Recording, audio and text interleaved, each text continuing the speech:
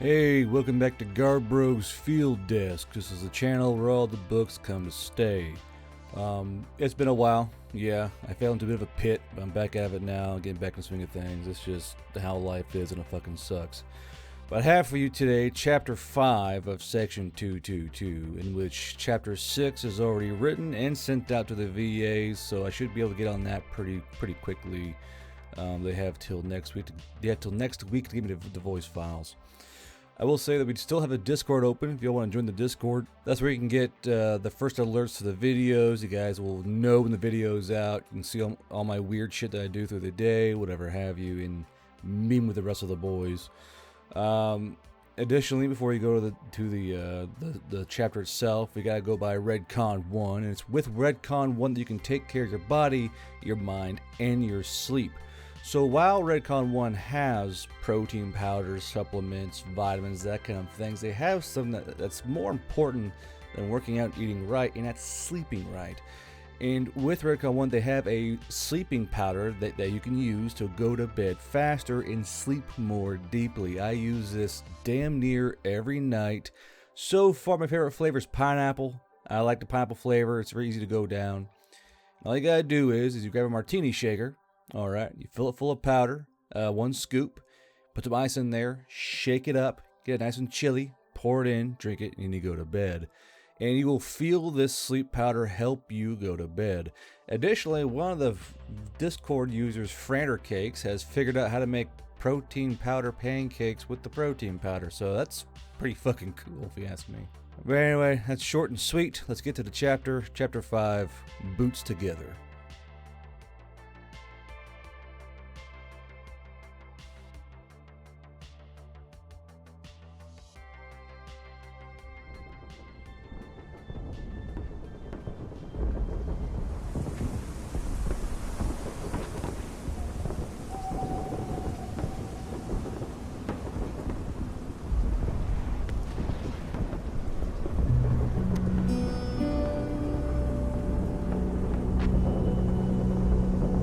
Section 222. Helena shielded her eyes as the first Huey thumped away into the sky with its first load of civilians. Children held tightly in the arms of their parents or caretakers while auxiliary gunners leaned out, looking down the flight sights of their machine guns. She was sitting on one of the rough-hewn wooden chairs that were outside the inn, her rifle across her back as she was rubbing wax onto the Hungarian horsebow string.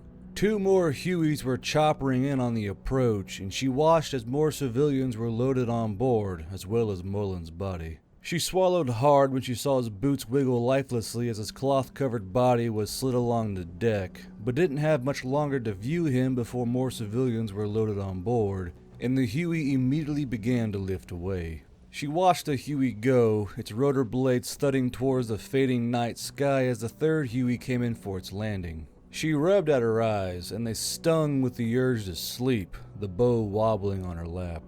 "Tired?" a voice said from behind her, and all she could do was nod. "Yes, it has been a long night." "It has," the voice said, and Helena jerked in surprise as Yule sat down in the seat beside her. She eyed him warily, fear quickening in her heart as the tired-looking human laid against the backrest of the chair, arms folding across his chest. She could see the horrendous amount of little white lines that ran all over his body, and they even seemed to glow slightly in the nearby lamplight. Yule said nothing more, and Helena was about to burst from nerves as the 3rd Huey took off back towards Tallwheat. She cleared her throat and swallowed hard, turning her head an inch towards Yule. "I am surprised you are not asleep, General. You've been through a lot if I had to make any assumption." Yule snorted. "I am not a general. However, while at first I did not feel sleepy, I find my second wind slowly ebbing away. My brain feels as if it could rack out for a week, but my body is too on edge while so close to Recture." "Where is Alavara, sir?" Helena asked. "She hasn't let you out of her sight the entire way here." "She's asleep. She put up a fight, but I laid her down on the bench seat in the carrier," Yule said, pointing a thumb towards the Caine that sat near where the Hueys had landed. She didn't even wake up when the first bird came in. Helena swallowed again, rubbing her fingers together hurriedly to get excess wax off of them. "Oh, I wouldn't mind doing that myself if you'll give me leave to. A nice hour or two nap wouldn't go unmissed after a night like tonight. She went to stand, but Yule tilted his head towards her. I don't. Sit down. Helena jerked to a stop, her heart thudding in her throat. Oh. Okay.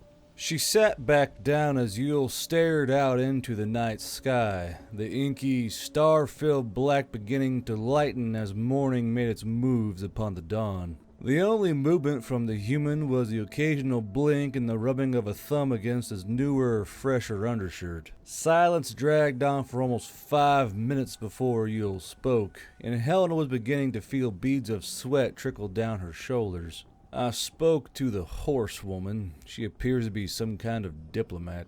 Helena smiled nervously. Dina? She was being kept in the keep against her will. They thought she was some kind of spy. If we had been a single minute too slow, they were going to cut off her legs and shove her down in the war steed stables. Gross. Yule said with a grimace, and he brought his eyebrows together. I also heard about the children who were being kept in the racks. I don't know what's up with this king, but he is almost cartoonishly evil. Do you have any input? Helena reached around and pulled out her nearly empty canteen and took a pull from it, trying to lubricate her nerve-dried throat. Well, there's the old fay tale where they favor the ruthless, and the leader's willing to do whatever is needed to reach their goals. That may have something to do with it. It just seems so silly to do things this way. It's like the tale from a storybook, where an evil king abuses his subjects to garner power, the townspeople awaiting a grand savior to set them free. Yule murmured, tilting his head to look at Helena. Helena laughed half-heartedly, but her hands continued to grip her bow. Yeah, you're right.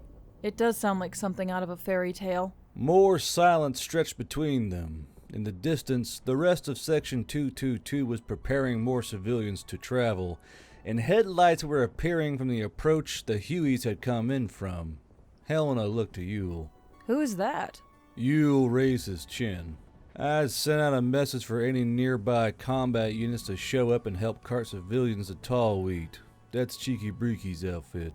The one that's always wearing the mask? Helena asked, and she squinted at the approaching headlights of the half-tracks. He gives me the creeps. Yule laughed curtly but smiled. Yeah, he's a special one for sure. So, Helena. Yes, sir? Helena replied, looking back at Yule. Do you see yourself as the hero in this tale? Yule asked lowly, and the mirth died from his face as quickly as it appeared. She was met with the hard face of a man who was not afraid to ask even harder questions. Sir? Helena croaked out, and her nerves once again shot back to full fray. Yule did not relent. Do you see yourself as the hero here? The one who has to save the poor peasant folk from a tyrannical king regardless of the risks. Helena felt Panic's iron fingers squeezing her heart as she stared up into Yule's unyielding eyes. I don't know.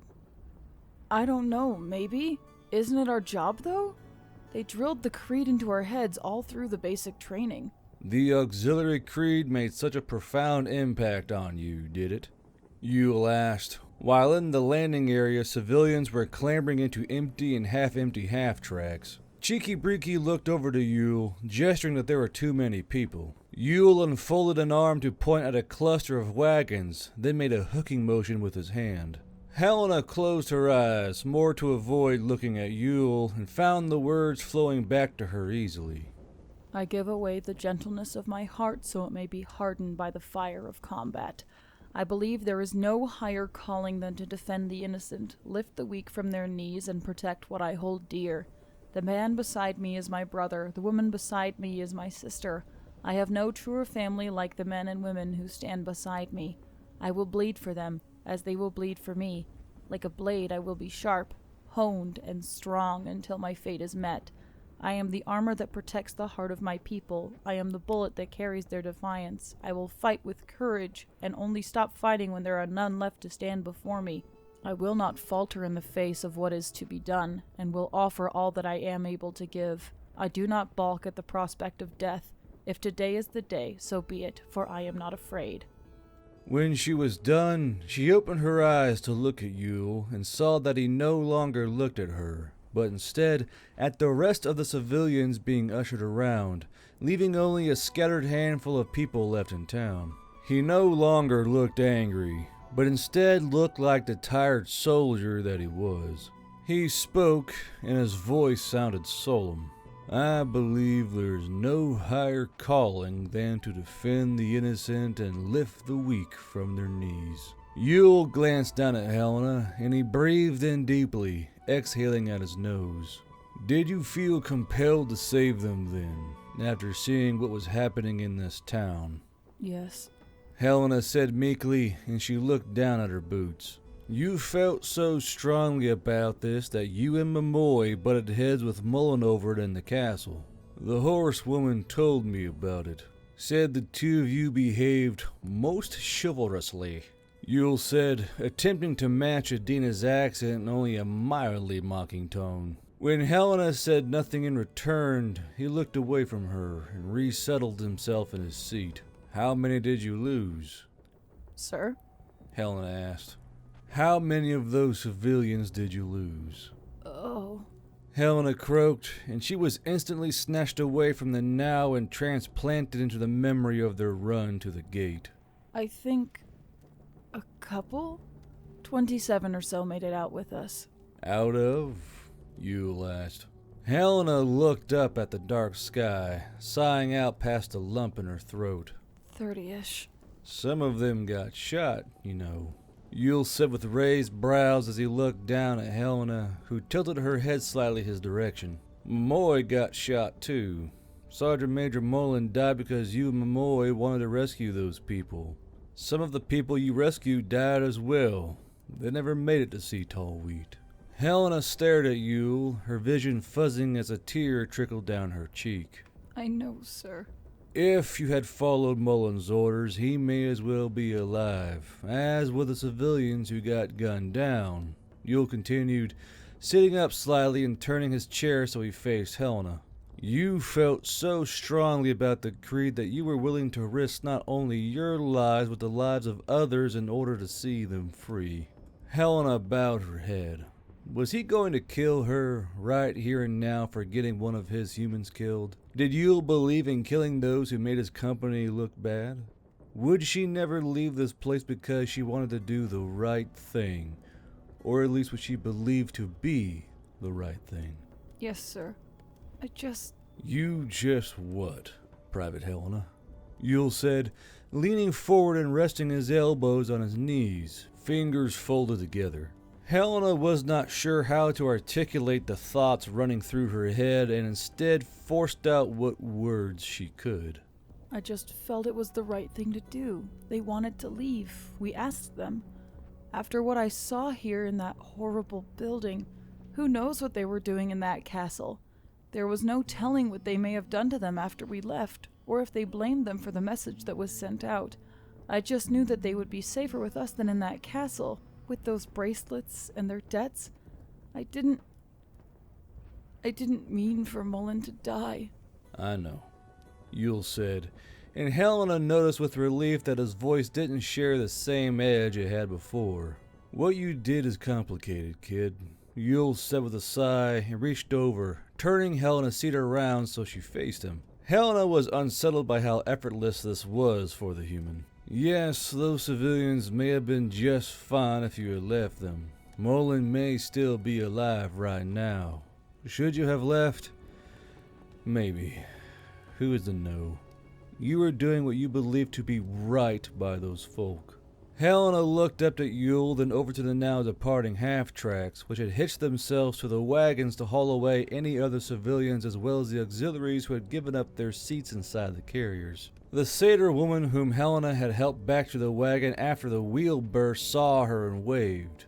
Helena gave a small wave back as the half-tracks began to trundle away. Yule looked over and watched the half-tracks go, and a small, sad smile formed on his lips. Whatever may have been, whatever it could be, you helped liberate oppressed citizens from the city of our enemy.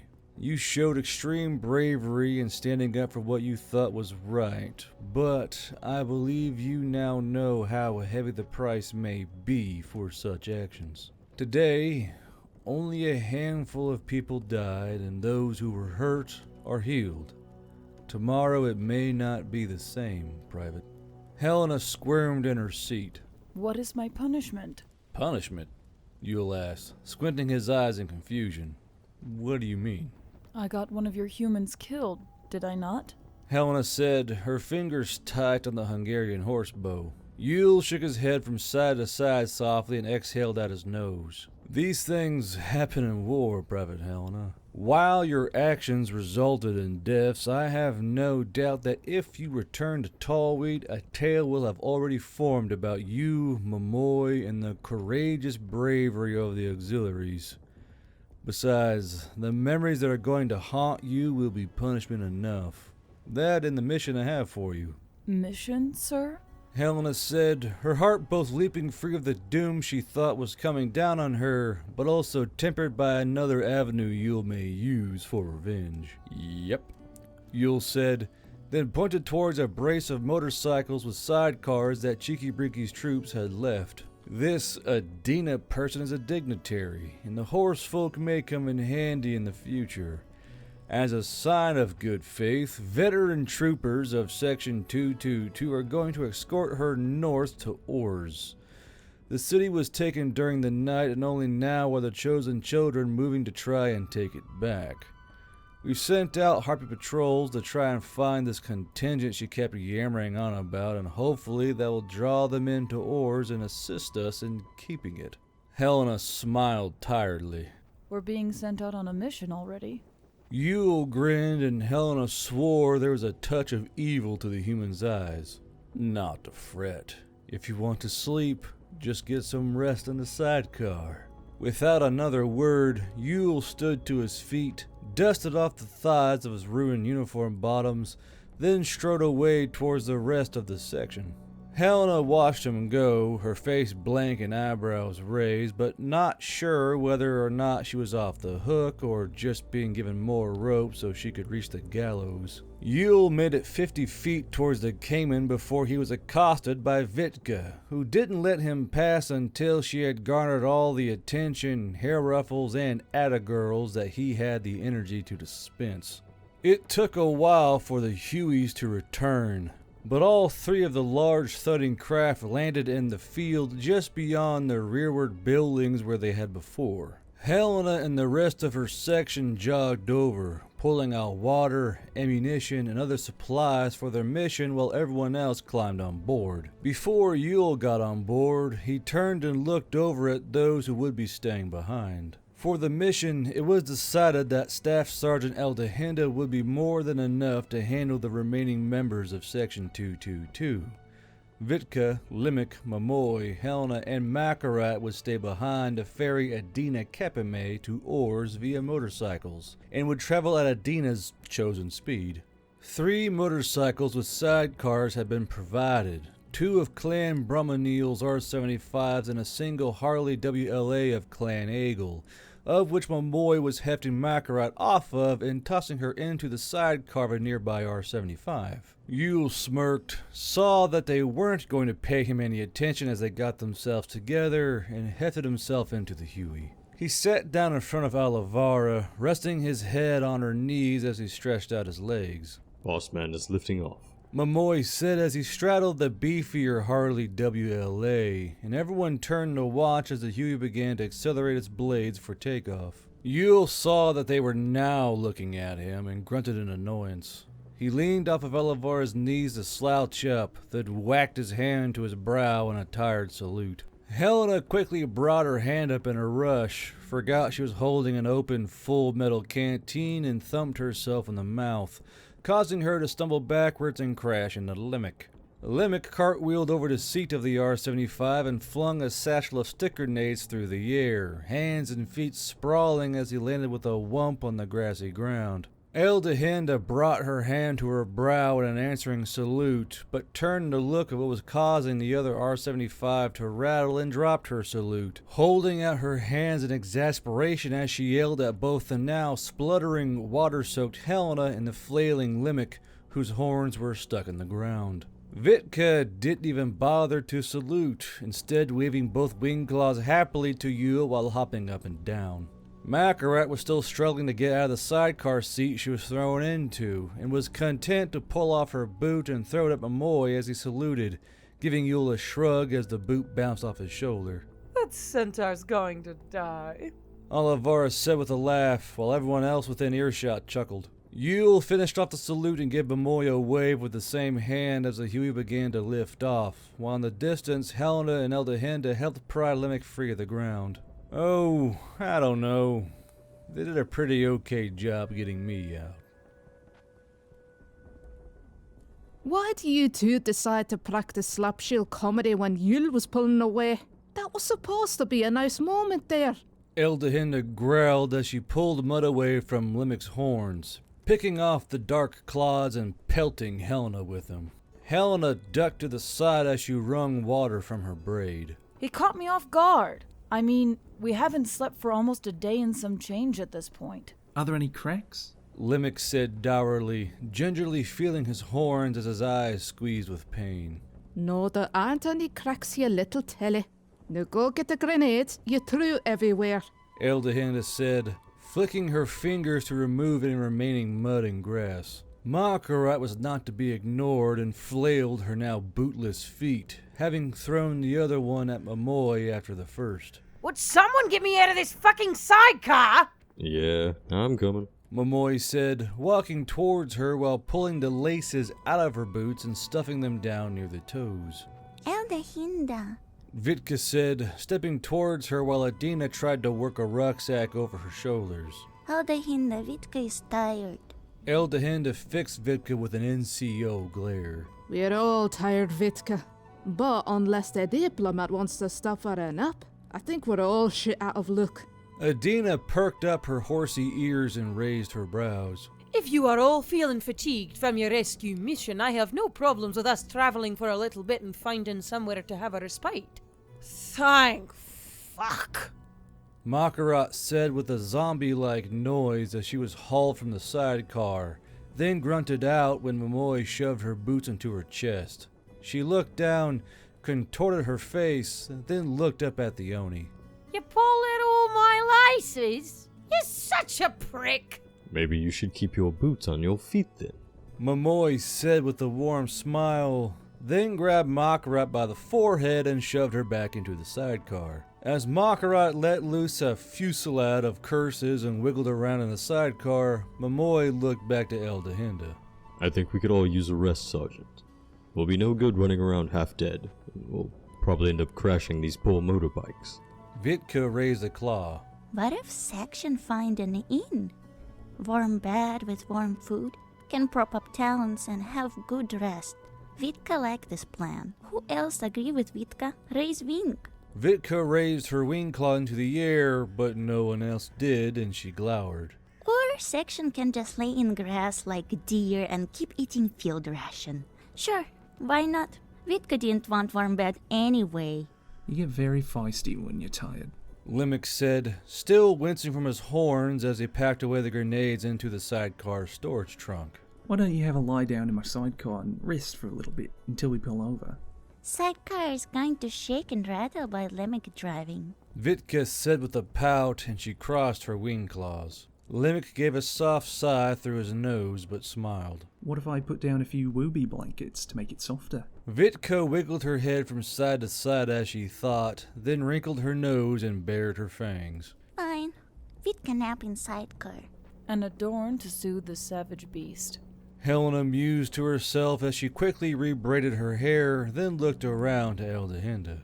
How long until we get to oars, you think, Sergeant? Eldehinda unfurled a nearly ruined map from her shoulder pocket and clicked her teeth, seeing that a bullet had carved a path through it. Can't go at full speed, and I don't think Adina wants to gallop the entire way there. Dignitaries do not gallop, let alone canter.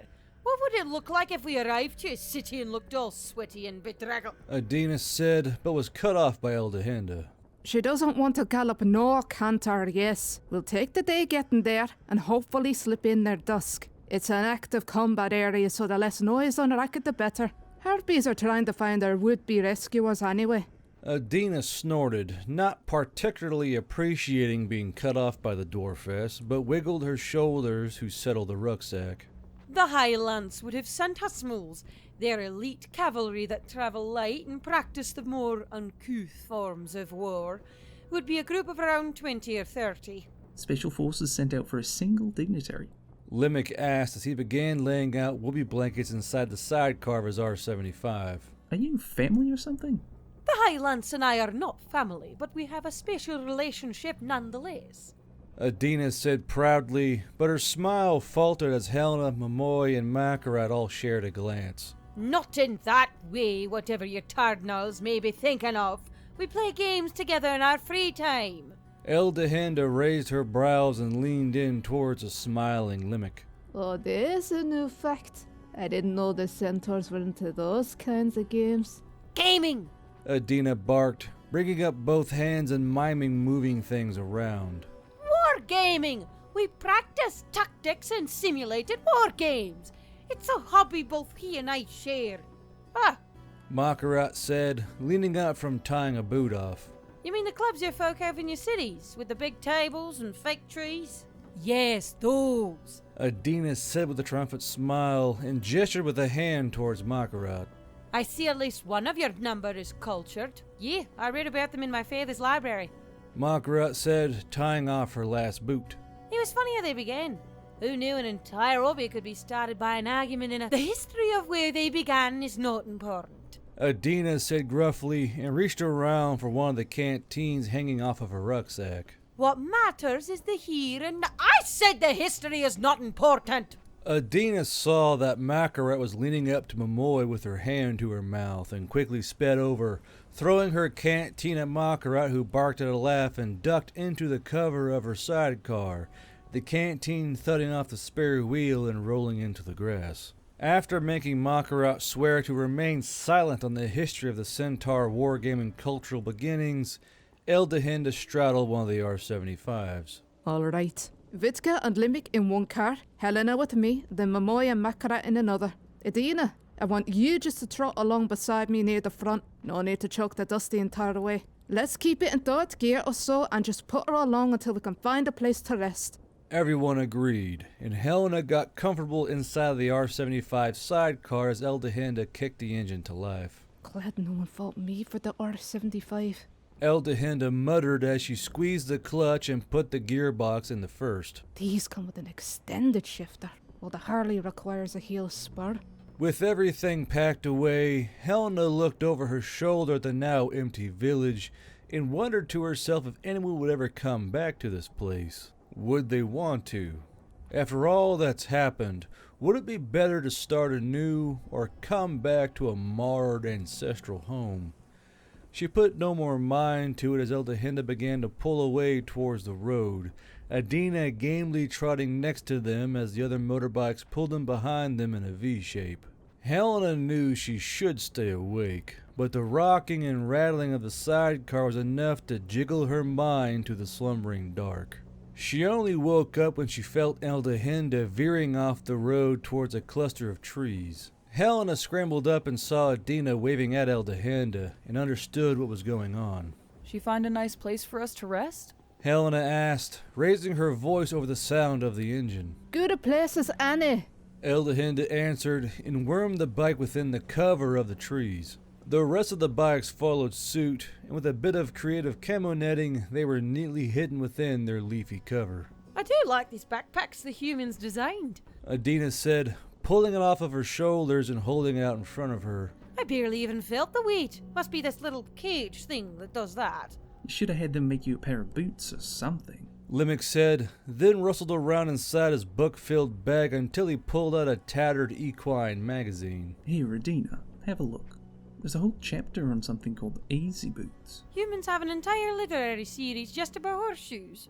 Erinda asked, but took the magazine with bright, curious eyes. Limerick then turned to Vitka, who was out cold with a leg hanging over the wall of the sidecar. Vitka, wake up.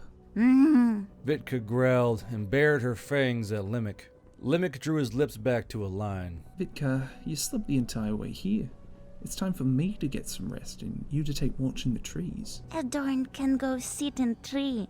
Vitka is tired, and here Vitka will stay. Vitka growled out again, then as if to make her point, propped her other leg over the hood of the sidecar. Limerick looked over to Eldehinda. Staff Sergeant, the bird won't get out of my sidecar. Staff Sergeant, she won't get out of my sidecar. Helena said in a half-mocking tone, then snorted as Momoy began to quietly laugh, his teeth bright as he dug out a pack of field rations. Fucking babies. Eldehinda muttered, pulled a blanket from her own sidecar's trunk, then trudged over and gripped both of Vitka's avian feet. Vitka's eyes popped open in an instant, and Limerick winked at her with a smile.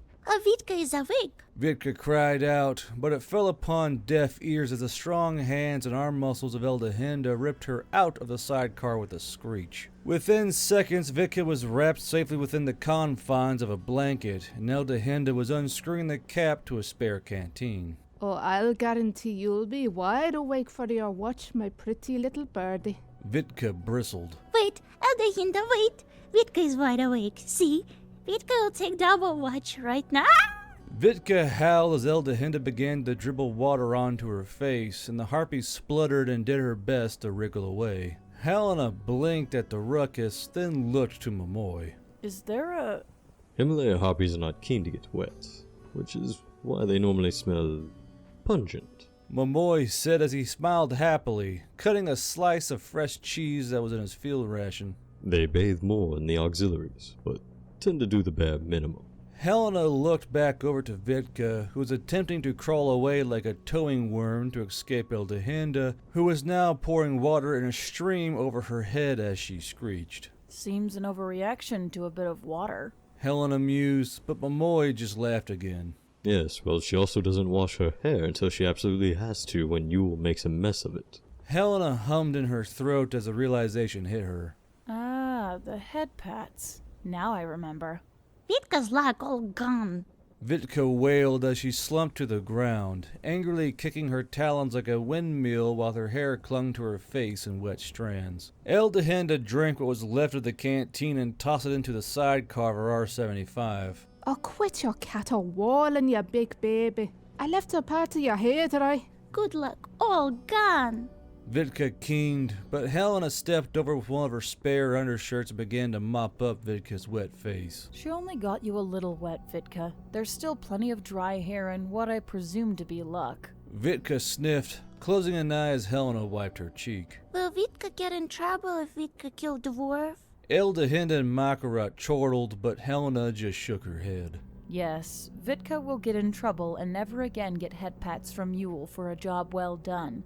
So let's try to avoid killing the staff sergeant. Vitka sniffed again, then leaned up, whipping her head back and forth and slapping a few strands of wet hair against Helena's face. Okay, can Vitka be let out of blanket now? Such charming creatures. Adina said with an arched brow and smirked lips, then pulled out the blanket that was in her rucksack and laid it on the ground. Helena decided to take the watch after Vitka, having been sleeping on the drive-in as well, and sat behind the harpy braiding her hair, the two sitting near the edge of the camo netting. Helena had her back to one of the younger trees, the streams of sun dancing over the both of them. Dwarf is mean. Vitka said after Helena finished one of the two twin braids, and Helena chuckled. Yes, well, she does have her methods. Vitka hummed in her throat as Helena tugged lightly at her hair, wiggling the talons of her legs that were splayed out before her. Vitka heard Helena and Momoy rescued bunch of villagers. We got some out of the castle, yes. Helena said, and her face lost its pleasant complexion, instead drawing into one of sternness. Vitka also hear Mullen died in escape. Helena's hands paused mid-braid, then went back to their work. Yes, Mullen was fatally wounded bringing children back to the wagon after they fell out. Vitka picked up a leaf with her wing claw, then began to slowly rip down its middle seam. Helena is not sad to see Mullen go. Vitka heard about Mullen from Adina. Vitka, don't say that. Helena said sternly and gave one of Vitka's braid strands a sharp tug. Vitka snorted out a laugh. Helena has not even shed a tear for Mullen, or placed offering for Mullen's soul. Helena clearly did not mind seeing Mullen go. Mullen tried to stop Helena and Momo from performing rescue, yes? He thought it better to continue with our main mission. Helena said flatly, finishing off Vitka's other braid and tying a small band of string around the end to keep it in place. And Helena thought otherwise. Vitka said, leaning back and thumping the back of her head against Helena's chest. Helena did not want to kill a guard holding red can, did Helena? Helena swallowed, thinking back to the man who had run downstairs to make sure no horses were hurt. No, I thought he could help us. But Mullen made Helena shoot anyway. Do not lie to Vitka. Vitka remembers sad look on Helena's face when Helena opened door. Vitka said, snuggling up against Helena as the sun peeked in through the trees. It was an order. He was a guard. I understood that. Vitka half lowered her eyelids. Not when Eldehinda kills servants. Helena could not pull back string.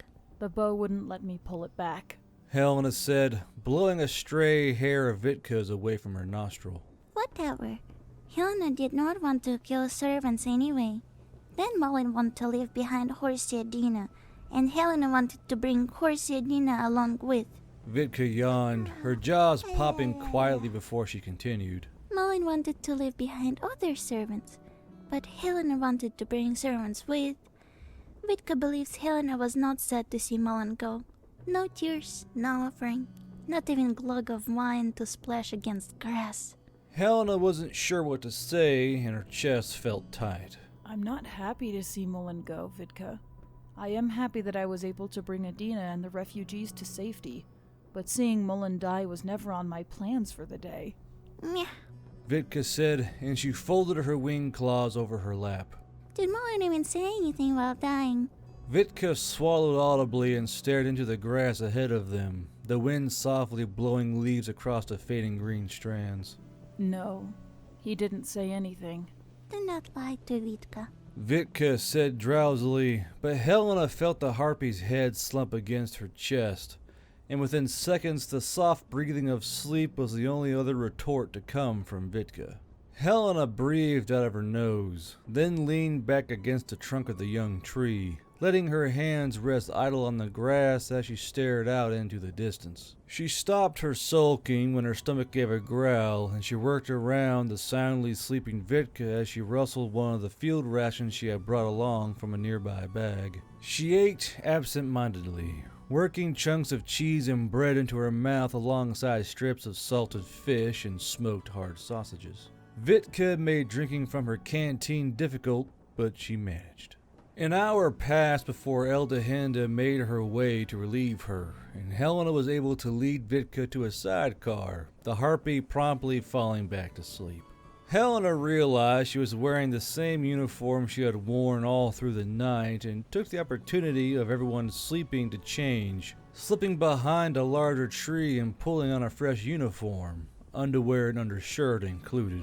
She washed her face, arms, and chest with a wet rag, then formed a pillow with her whoopee, laying down nearby the loudly snoring Momoy to catch some rest. Her brain and imagination must have been exhausted as well, for no dream came to her. From the moment she fell asleep to the moment she woke up, it was as if she had blinked, and she wasn't sure if she felt better or worse. Did you hear me, Helena? Limerick said, leaning over from where he stood. Helena blinked her tired eyes and slowly rolled over onto her side. No. Try again now that I'm on this plane.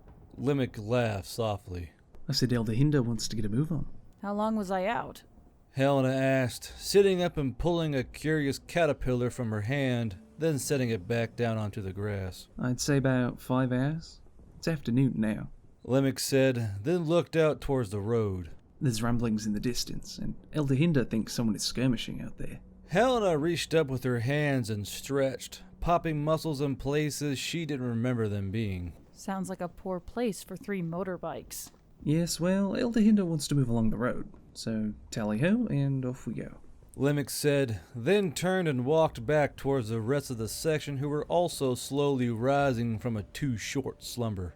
Helena pressed the palms of her hands to her eyes, then stood once her body was ready to obey commands. She stuffed her whoopee back into her rucksack, then pulled on the rest of her kit. Their little camp was packed away with minutes, and soon Helena was rocking back and forth beside Eldehinda in their sidecar, the motorbikes and Erinda making their slow passage along the road. This time, they didn't stop until the sun was dipping below the horizon, cresting a small wooded hill that overlooked Oars. Even in the fading light of the day, Helena could see that Oars was far larger than the one they had left abandoned. Oars had a proper city layout, streets, markets, manors, and even a district of larger homes for the wealthy. Oars was surrounded by a clearing that ran for hundreds of yards, but a thick forest line cradled a number of roadways that were cut through the trees southwest of the city. What also caught Helena's eye was a number of still burning vehicles that littered all around Oars and the woodline. She recognized some as the more modern human armor and vehicles, but others were definitely theirs, smoke billowing up from the wrecks like curling grave markers. Oh, now this is something. Erinda said with a gasp of awe, and she gripped the straps of her rucksack. A long view of an active battlefield. Don't get too used to it. Makarat said, pulling up a long glass and peering through it into the city. It's not as entertaining when you're down there where the tracers sing around you. The brim touch clicked her teeth. Shelling. Lots of shelling. Something out there is able to lob rounds near the city. There's also a counter battery set up in Oars, so some heavy shit has been going down here. Probably those self-propelled ones. What were they called? Something to do with a holy order. Momoy said, scritching at his chin. Paladin or something of the sort. Eldehinda said, and she ran a hand along her braided sideburns as she thought. Vitka, Yep. Vitka said, leaning up from the sidecar and obviously having been sleeping the entire way to this point. go down into the city and see if it's safe to pass. Eldehinda said, then pointed to what looked like a motor pool area near the rear of the city. Try there first. Yep.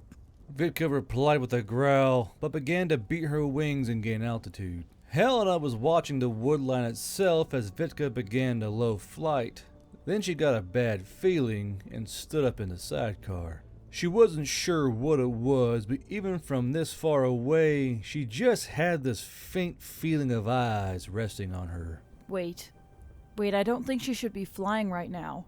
What are you talking about, elf girl? It's low-lack conditions. Eldehinda said, looking up and around at the alarm in Helena's voice. I think there's something in the trees. Helena said, and her senses began to scream in panic as the feeling of eyes watching her grew tenfold. Something inside her was blaring out a warning that someone, somewhere, wished her harm. Momoy thrust the binoculars back to Limerick. Limerick, look at the tree line.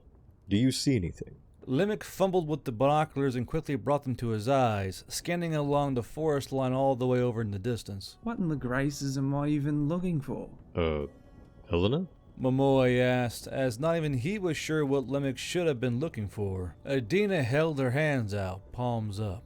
There's not even an army present. What could you even be worried about? Vitka!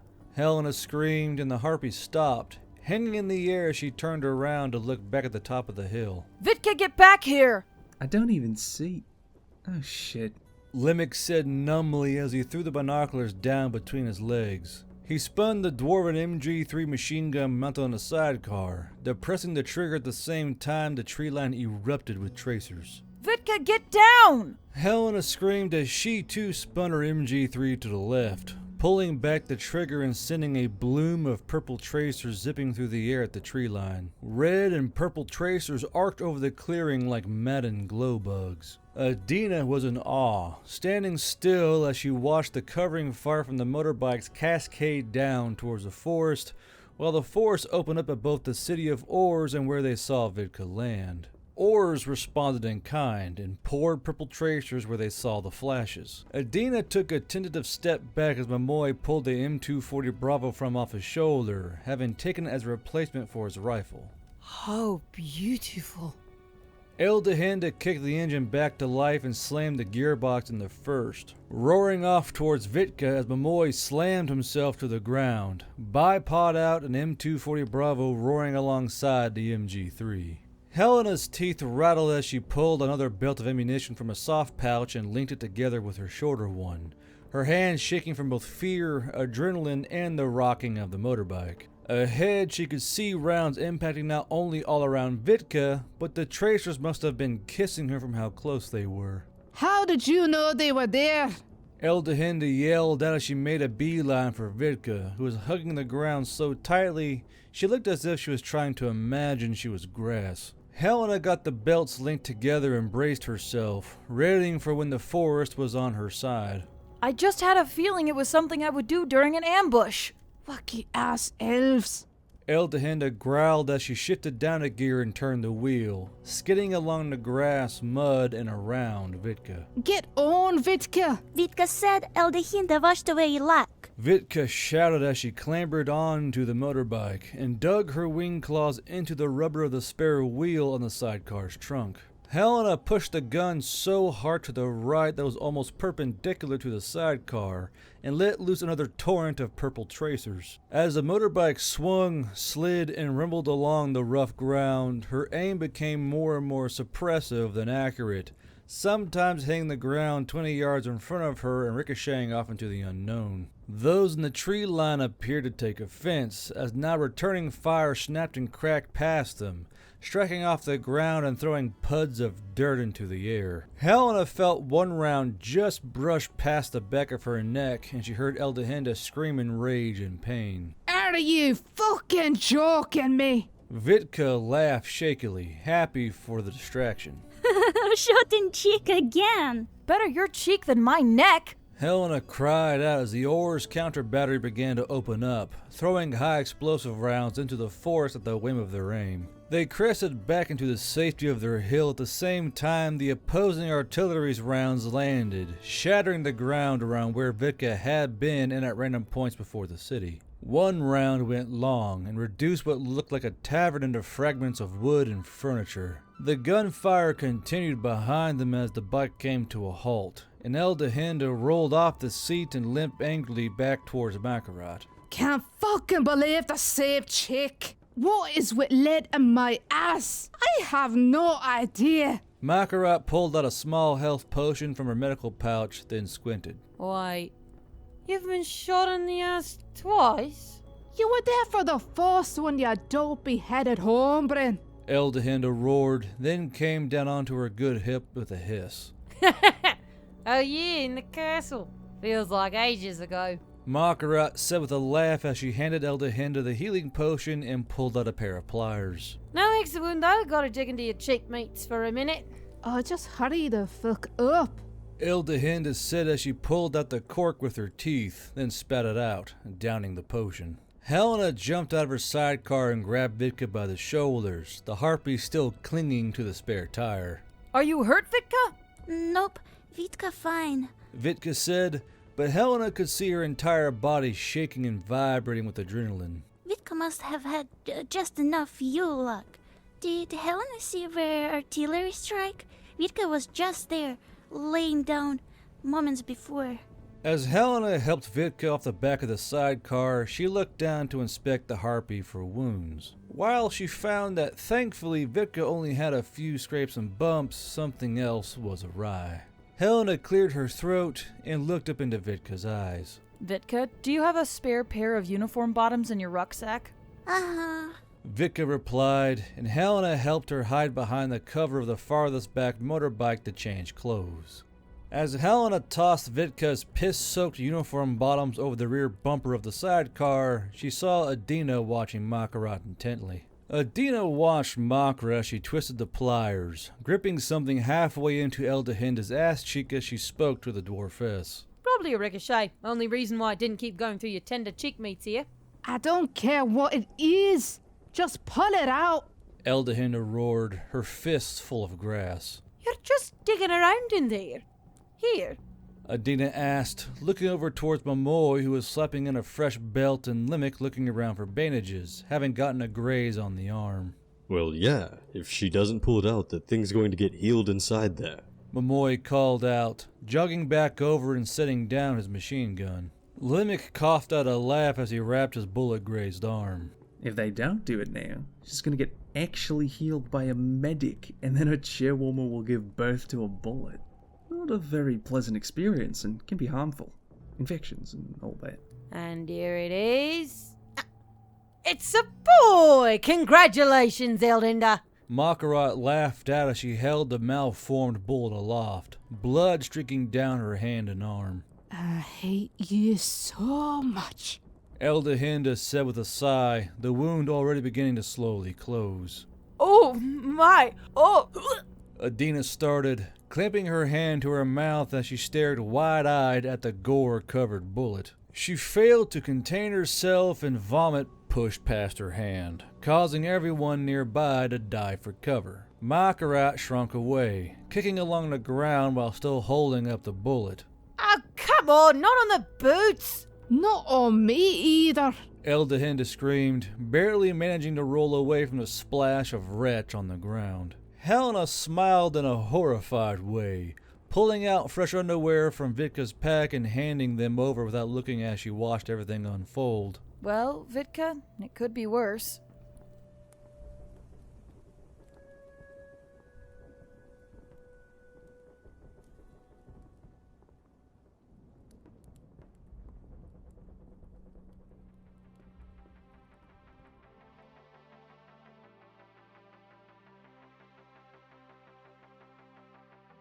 And that's the end of Chapter 5 of Section 222. I do hope you enjoyed it, and if you really enjoy this kind of story and other stories like, then be sure to like, subscribe, and comment to the channel of Guard Bros Field Desk, the channel where all the books are going to be, while on the other channel it's going to be RPG stuff and my random shit, pretty much.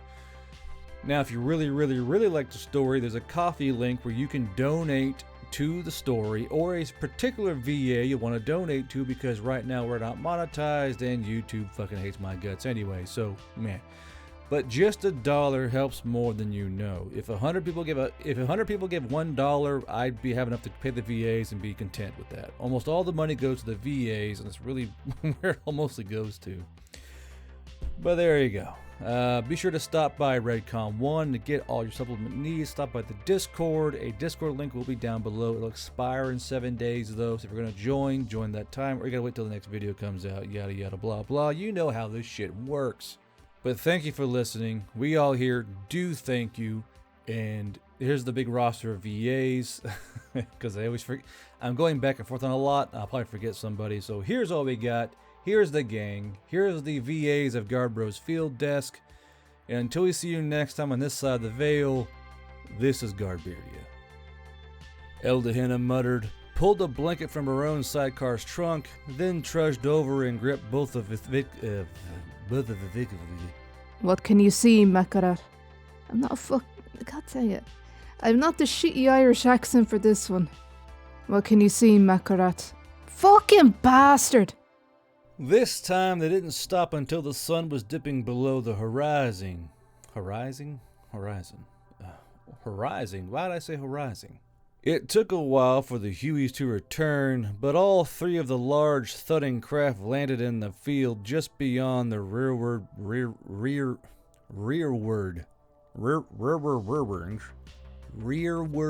buildings. Rearward. Oh my god. I hate you so much.